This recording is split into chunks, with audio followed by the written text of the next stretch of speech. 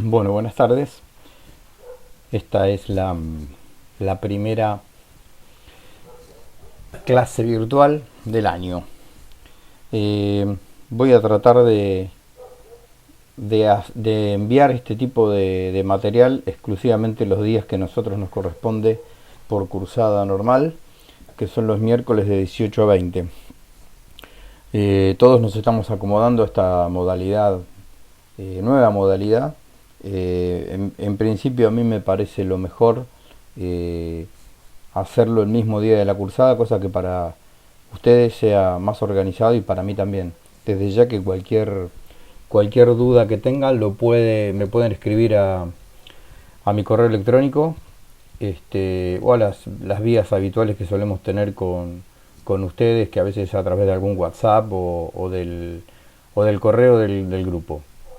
Así que cualquier duda urgente que tengan, no tengo inconveniente en que me consulten en cualquier momento de la semana, pero voy a priorizar el espacio para Biblia 4 a los días miércoles. Bueno, nosotros hace felizmente algún tiempo que nos conocemos. Esta es la última vez que nos vemos, por lo menos como profesores y alumnos. Espero que prontamente nos veamos como colegas. Es verdaderamente un placer volver a tenerlos como grupo y bueno, espero que lo disfrutemos mutuamente y sea un momento de mutuo crecimiento. Cuando uno dicta muchos años una materia, mmm, bueno, la sigue reaprendiendo y reenseñando, ¿no? Felizmente esta vez nos toca algo mucho más profundo que lo estrictamente filosófico, que es una materia teológica, y el objeto de nuestro estudio va a ser nada más ni nada menos que la palabra de Dios. Eh, esta materia es infinita, es la última parte del Nuevo Testamento. Nos concurre en este caso recorrer los escritos de dos grandes apóstoles como son San Pablo y San Juan. Imagínense que no agotar, sino abordar ese universo, esos dos universos, es prácticamente imposible en un año, en 2 años, en 10 años. Lleva toda la vida. Soy testigo que en la vida de oración y de meditación y en la vida de la docencia, San Juan y San Pablo, como agiógrafos y también como profetas, porque son las dos cosas, nos sorprenden día a día y nos enseñan a vivir cada etapa de nuestra vida y cada etapa de nuestra función de evangelizadores y de docentes. Sin ir más lejos con esta contingencia a nivel global que estamos viviendo, bueno, a uno el Espíritu Santo le inspira fragmentos de estos dos apóstoles, como de toda la palabra de Dios, por supuesto, sobre todo para resolver y afrontar estas dificultades que no tengo la menor duda de que Dios las pone en el tiempo y en la historia, en el camino de cada uno de nosotros, para nuestra santificación y la de nuestros hermanos. Bueno, yendo puntualmente a la materia, voy a hacer brevemente una presentación de ella y de la bibliografía que tenemos. Bien, idealmente el planteo de Biblia 4 tendría una especie de bisagra o de punto de inflexión en el receso invernal, porque la idea sería dividir medio año para los escritos de San Pablo y medio año para los escritos de San Juan. Esto es más que nada una pretensión, les soy sincero. Al mes de julio no llegamos con San Pablo y al mes de diciembre mucho menos con San Juan. Entonces vamos a tratar de hacer las cosas lo mejor posible. Recuerden ustedes que un nivel terciario más que nada es para mostrarle al alumno por dónde tiene que ir caminando en una investigación, es dar herramientas para ver por dónde se ingresa, ya que estamos en una materia de Sagrada Escritura. Desde Biblia 1 hasta Biblia 4, los profesores hemos intentado, con luces y sombras de nuestra parte, dar elementos de investigación y de trabajo para vivir y enseñar la palabra de Dios, que sabemos que es una fuente inagotable. Bueno, nosotros vamos a recorrer parte del Corpus Paulino en la primera parte del año. En la segunda mitad del año, con el apóstol San Juan, intentaremos recorrer en principio el cuarto evangelio. Perdón, pero estoy viendo una falta de ortografía aquí. No lo puedo hacer porque estoy en pantalla. Bueno, sí lo puedo hacer. Falta una A. Bueno, perdón, Grafía. Muy bien, ahora sí. Uno habla de San Juan y ya busca la perfección. Es un gran motivador de la perfección, San Juan. Con San Juan decía, trataremos de caminar por el cuarto evangelio, por las primeras de sus cartas, la primera sobre todo, y el insondable Apocalipsis. Intentaremos hacer todo lo posible con la ayuda del Señor y con la gracia derramada en nuestros corazones y en nuestras mentes del Espíritu Santo para poder abordarlo más dignamente este año en esas materias. Bueno, voy a mostrar un poquitito la bibliografía. Yo ya les he enviado el programa. Al final dice, hay algunas citas, por supuesto que no están todas. Yo agrego y saco todos los años bibliografía, no así con las unidades las respeto. Esta materia tiene muchas unidades, creo que tiene algo así como 12 unidades, a ver, sí, 12 unidades. Bueno, vamos entonces a limitarnos a la clase esta de hoy, la bibliografía. Bueno, justamente ese primer tomo no lo traje a mi estudio. Disculpen la escenografía, es mi estudio, es mi trabajo cotidiano. Esa biblioteca que ven ahí atrás es parte de mi mundo de estudio. Como verán, es una biblioteca que está desordenada. Yo siempre digo que las bibliotecas que son usadas y consultadas no suelen estar muy ordenadas. Mi biblioteca nunca está ordenada, pero porque está siendo permanentemente consultada por mí y por mis hijos. Bueno, casualmente en ese desorden, esta introducción a la Biblia aquí, esta introducción a la Biblia no la tengo en la biblioteca de arriba. Pero bueno, ustedes la conocen, es el famoso manual de editorial Herder de Robert y de Fayet. Ese tomo 2, ¿sí? Es la parte del Nuevo Testamento. Ahí van a tener, en realidad es una compilación de autores franceses, ¿sí? Además de Robert y Fayet, está el padre Lagrange, está el padre Cerfaux. Estos franceses son muy metódicos, analizan sucintamente todos los escritos. Ahí es realmente una visión manualesca, ¿no? Es decir, el alumno, el lector, cuando va a esos autores, encuentra un poco de todo, pero con la garantía de una integralidad conceptual de lo que se quiere abordar. Entonces, cada uno de los escritos que vayamos viendo, cartas en el caso de Pablo y escritos joáneos, van a encontrar ahí una especie de microcosmos de cada uno de los escritos para cuando preparen la materia y cuando quieran saber que la formación de ustedes respecto a ese escrito no va a tener casi nada afuera en términos de manual, por supuesto.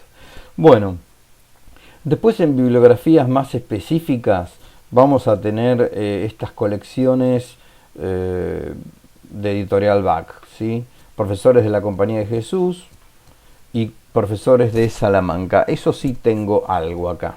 Perdón, pero estas cámaras muestran todo al revés. Son Biblias comentadas, ¿sí? De editorial Bach, Biblioteca de Autores Cristianos.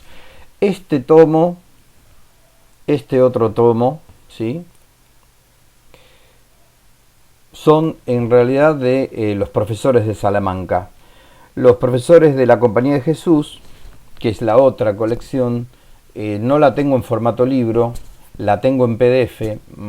Con el correr de las semanas voy a ir acercando la bibliografía electrónica. Gracias a Dios, estas dos colecciones, tanto la de los profesores de Salamanca, que es la Biblia completa, comentada, y la de la Compañía de Jesús, están en la biblioteca del Instituto de Teología. Así que ahí la pueden consultar manualmente. Esas colecciones de Sagrada Escritura son comentarios, ¿sí? Es decir, está cada uno de los escritos, que se dividen por muchos tomos, ¿no? Cada una de las colecciones, se analiza perícopas. Por ejemplo, estos profesores de Salamanca lo que analizan son perícopas, es decir, fragmentos unitarios temáticamente, de a veces 8, 10, 12 versículos de cada carta o de cada evangelio, y abajo hay un apartado crítico muy interesante donde se desglosan un montón de cuestiones exegéticas de ese pasaje. Mientras que la Compañía de Jesús, la de los jesuitas, es un poco más ordenada en el sentido de que directamente analizan versículo por versículo, ¿sí?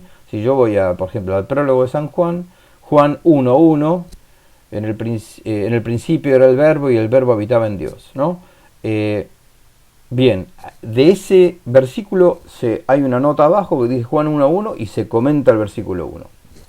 Luego el versículo 2 y abajo se comenta el versículo 2.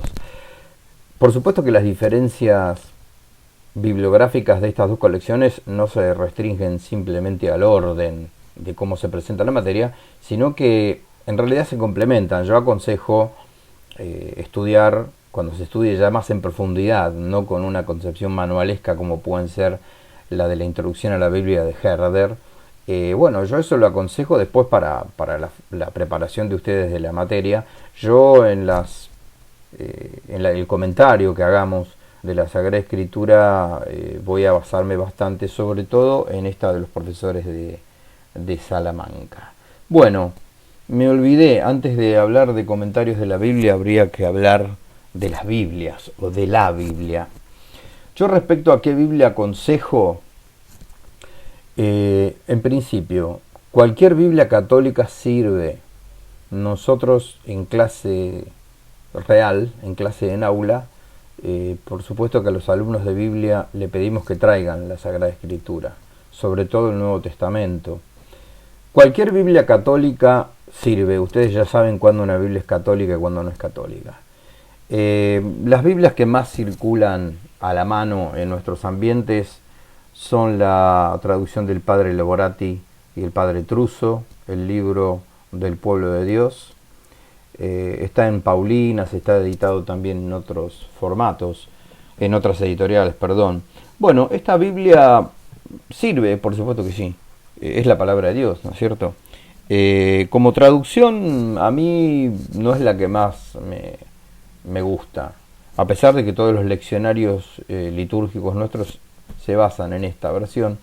Para el estudio, por ahí, de recomendaría otras traducciones, sin excluirla. Nosotros, cuando tengamos oportunidad de interactuar realmente en un aula, Dios quiera que cuanto antes, bueno, nos va a venir bien tener varias traducciones, es decir, no que todos los alumnos tengan, por ejemplo, a mí la que más me gusta es la Biblia de Jerusalén, acá de paso la tengo. Ahora vamos a comentar un poquito. Esta es mi vieja Biblia de Jerusalén.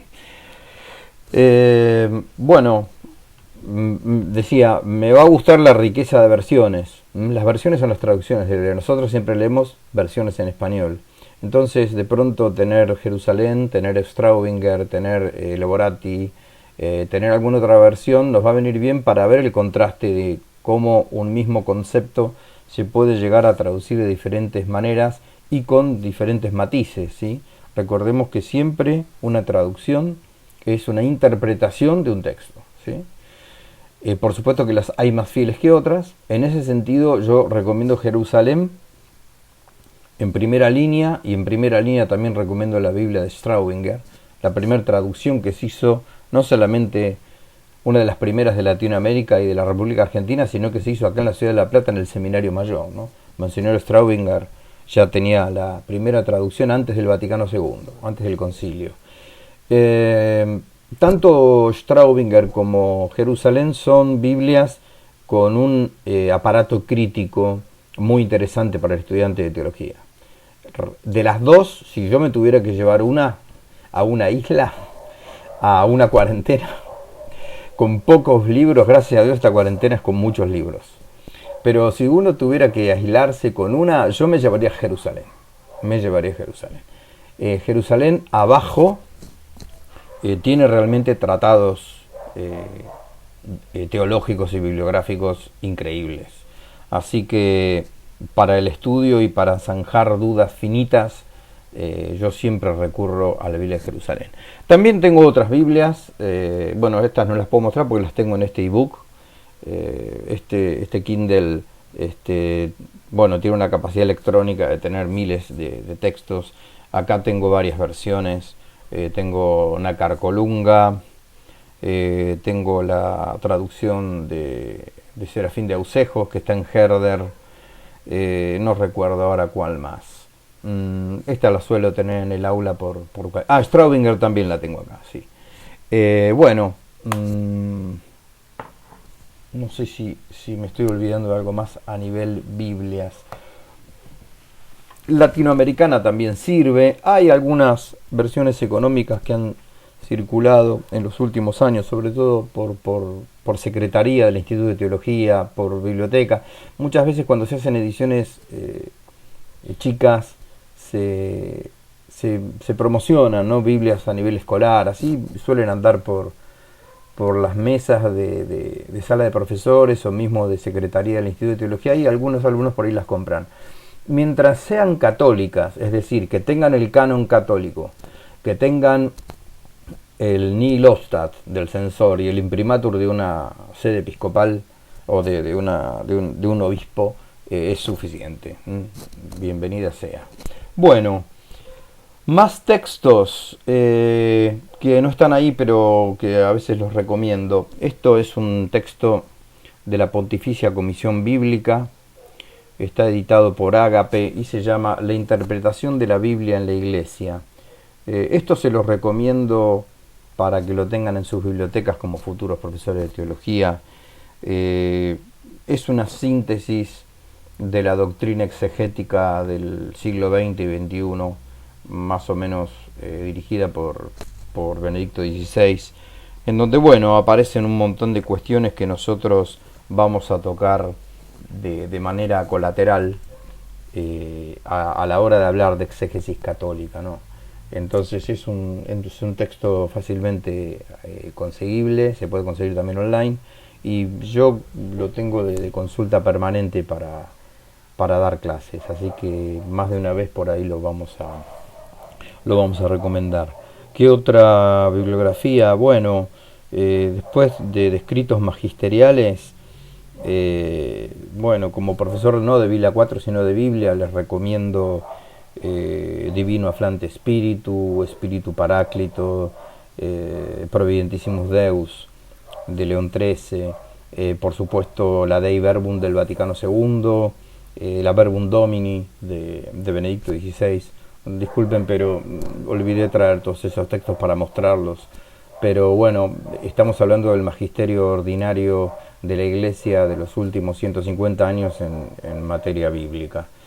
Creo yo que la Dei Verbum del Vaticano II es un buen resumen, sobre todo de esos tres instancias magisteriales que dije, desde León XIII hasta Pío XII.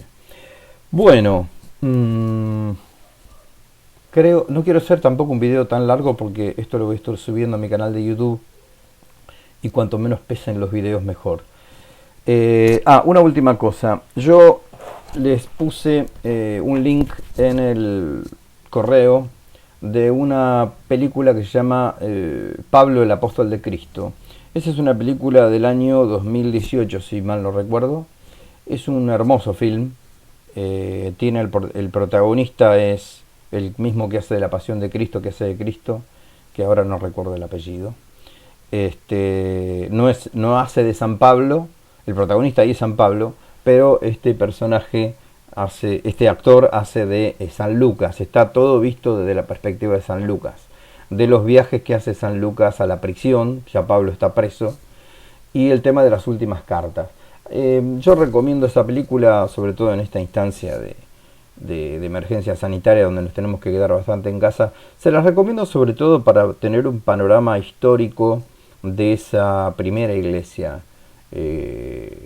cristiana, de ese periodo de persecución por parte del imperio, porque, bueno, en Pablo no está muy explícito ese entorno en los escritos de él, sino más bien en las cartas de la cautividad, pero nos va a dar un panorama de cómo era la vida de la primera iglesia cristiana.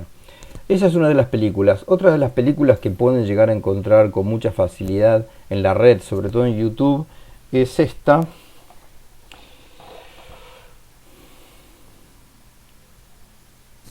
que se llama, no se llama San Pablo como dice ahí. Bueno, en realidad el nombre no es San Pablo. Creo que se llama, la van a encontrar como San Pablo el testigo de Jesús o el testigo de la fe. Por ese actor la van a reconocer fácilmente. Esa la tienen subtitulada, doblada. Esta la pongo en segundo orden porque es un poco, el autor de la película se ha tomado algunas licencias de generar personajes que en realidad no existen históricamente, y la trama no es estrictamente histórica. La trama tiene un par de condimentos que, bueno, hacen a la historia. No olviden ustedes que una película es una interpretación de un libro, de la realidad, tiene toda la libertad de hacerlo, pero no es que no la recomiende, recomendaría primero la que les mandé. Esa me parece que es más fiel, sobre todo al último momento de San Pablo, antes de su ejecución, ¿no? Bueno, nada más. Vuelvo a repetir, voy a tratar de generar novedades los días miércoles, que es el día de la cursada, y cualquier duda que tengan me escriben. Bueno, hacemos una pequeña oración para terminar y nos despedimos. En el nombre del Padre, y del Hijo, y del Espíritu Santo. Amén. Te rogamos, Señor, que ilumines nuestras mentes y nuestros corazones en este año que nos toca compartir juntos en esta materia y en este final de profesorados. Te pedimos que auxilies especialmente al mundo en este momento tan misterioso y difícil que le toca vivir, que tengas misericordia de nuestros pecados y de nuestra salud tanto corporal como espiritual. Te lo pedimos para poder servir fielmente a tu Iglesia y para mayor gloria de tu nombre. Por Jesucristo nuestro Señor. En el nombre del Padre, y del Hijo, y del Espíritu Santo. Amén. Que tengan una buena tarde. Gracias.